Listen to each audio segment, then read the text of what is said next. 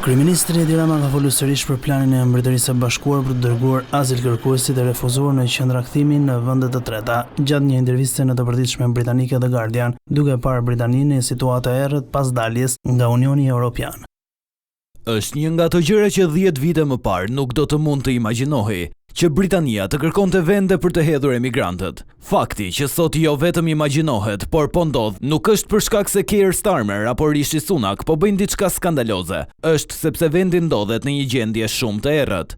Për prestigjiozen britanike, Rama zbulon se kërkesa për kamp nuk është vetëm nga kryeministri aktual Starmer. Kam qenë i qartë për këtë që kur ma kërkoi Boris Johnson dhe më pas Rishi, gjithmonë kam thënë jo. Rama analizon se rasti i Italisë është i veçantë. Italia ka qenë gjithmonë aty për ne, në çdo moment të errët dhe situatë të vështirë që nga dita kur dolëm nga ferri i të qenit Korea e Veriut e Europës.